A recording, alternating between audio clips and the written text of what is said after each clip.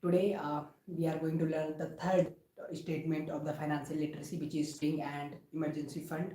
I want to let you one thing is that I am recording this live session from the home today, right? And you can see the quality is comparatively like bad than what I usually has, right? The reason is that I am recording this from the home, and here I don't have any ring light or any setup which I have in the Lucknow, right? So but that doesn't matter. What matters is I am being consistent or not, right?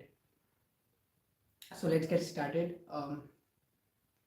Like budgeting. Yesterday we learned about budgeting. In the previous session we learned about budgeting, how we can budget, and we basically learned two things till date. The first thing, the income, and then second, the budgeting, right?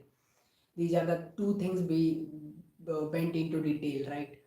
And now today we are going to learn about saving and emergency fund, how to keep what you earn.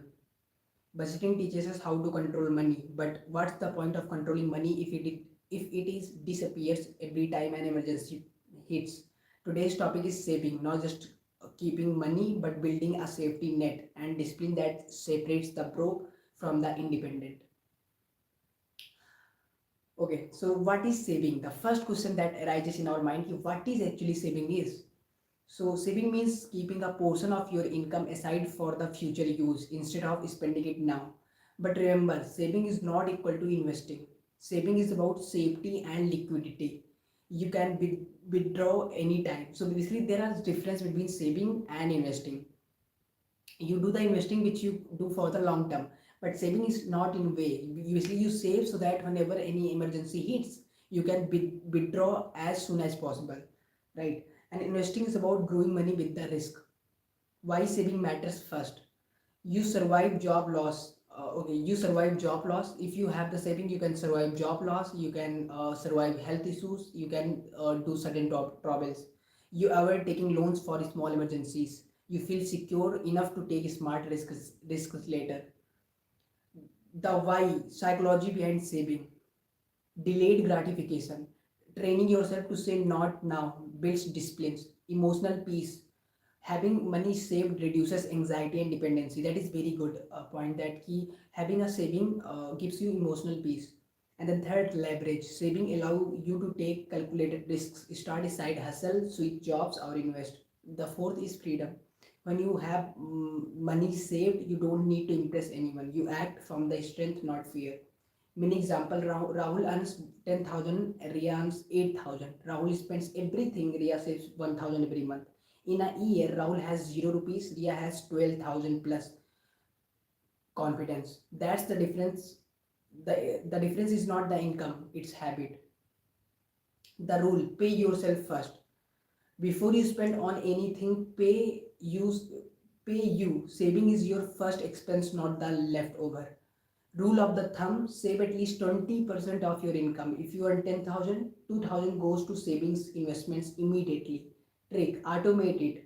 Create an auto transfer or keep a separate don't touch account. Types of the saving. Basically, there are types of the saving, right? The first one is the short term saving, which you do for the 0 to 12 months. Purpose, small goals or safety.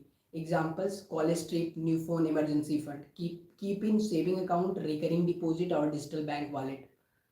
The second type of saving is medium term. Purpose, laptop, you want to buy a laptop, you want to take any skill course or certification, car down payment. Keeping the fixed deposit, short term mutual fund or recurring SIP. The third one is a long term, which is you do for 5 year plus. Purpose, business fund, dream home, retirement. Usually part of investing, we will cover that in detail later. Now emergency fund, that is very important part, like this emergency fund which most of us basically forget it, that we should have the emergency fund. For example, any health issues come or any kind of misfortune that can happen, like life is full of full of certain things, right? So we should have the emergency fund, because if we have the emergency fund, then we will feel emotional peace. And whenever any kind of, like for example, sudden health issues or anything come, at least we don't have to take the loans for that, right? We have the some kind of saving that we can like carry on. And for example, when if you are doing job, you should have the emergency fund for the next 3 to 4 months, because if you lost the job, how you will survive? Because in the age of this AI, you can lose job at any time, even if you forced into the good company and into the good position, right? So you should have the emergency fund that you can survive on that for the next 1 to 6 months, right? And now let's understand emergency fund in detail. So basically, an emergency fund is the money kept aside for unplanned but necessary expenses, not for vidya but for problems. Protect from unexpected events like job loss, illness, repair. Our debt and borrowing. Ideal size 3 to 6 months of your monthly expenses. I mean, how much amount of should you keep into the emergency fund? Simple.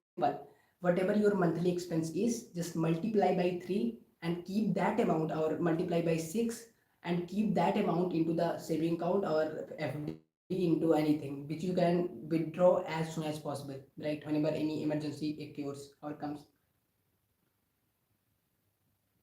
Now, okay. If you're monthly spending 10,000, you need 30,000 or 60,000 in an emergency fund. How to build an emergency fund step by step. The first thing that we need to do to build an emergency fund, the first thing that we need to do is set target amount. I mean, use formula. You can use this formula: monthly expense into number of months of safety.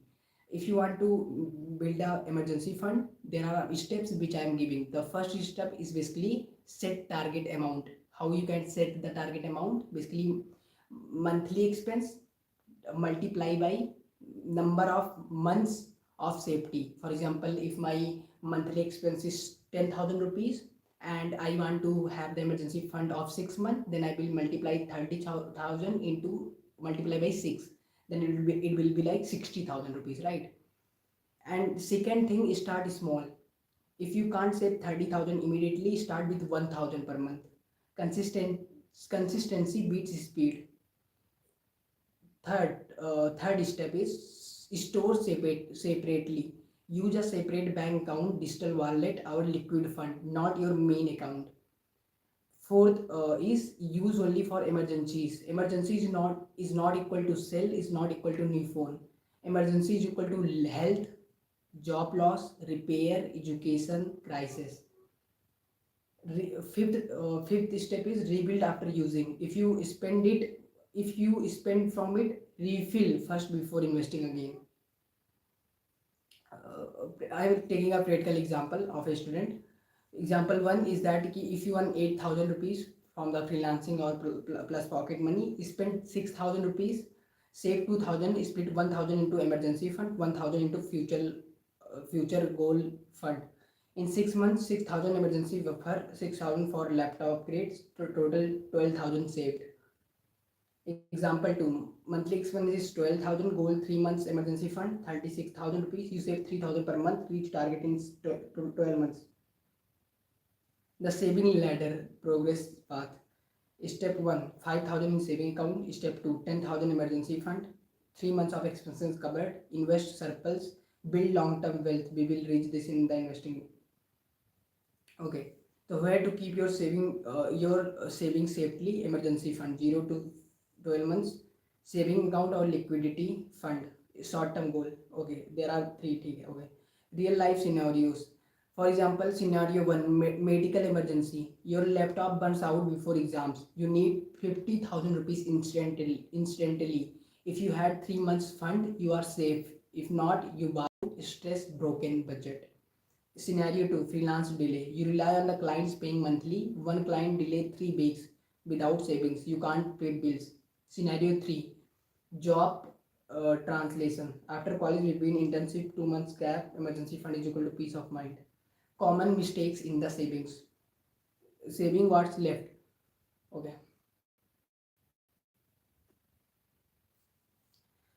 Saving what's left, wrong order. Save first, spend later. Keeping saving in the main account, you will accidentally spend it. No specific goal. Name every bucket: laptop fund, emergency fund. Ignoring inflation. 10,000 today, 10,000 after 3 years. Keep only emergency savings liquid. Invest the rest later. relying on credit cards instead of savings. Debt is not backup, it's a future slavery. Many calculations to do. Okay, so basically let's do like live calculation, right? Emergency fund target monthly expenses equal to multiply into 3 to 6, 10,000 or 60,000. Okay.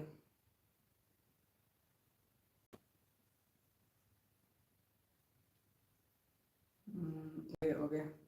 So budgeting tells you where your money should go. Saving makes sure it stays there when life hits back. Build your emergency fund before you dream of investing because confidence starts with safety. And tomorrow we will learn about inflation and purchasing powers, which is very important topic. I mean, inflation and purchasing power is very important because I have seen mistake a lot in our surrounding, in our relation that like people keep their amount which like into the saving account, which is very blunted decision, right? Because if you keep your amount into the saving account, just leaving the emergency fund, if you have any amount into the saving account, basically you are losing the money, losing the money, right? Because it gives you just 3% of interest, whereas the inflation is 6 to 7%. So you are basically decreasing your money year by year, right? So that is very not good decision to make. That's what for today. And I actually want to share one more thing is that in the life you have to make yourself strong, you have to make yourself like you have to see, even if your family background is very good, I will say you should have the urge to be independent, right? Because that gives you real confidence, right? And that is something which nobody can take away, the person that you become into that journey of being independent, right? And that is very important, very important, I mean. So that's all for today. I see you tomorrow. Till then, bye.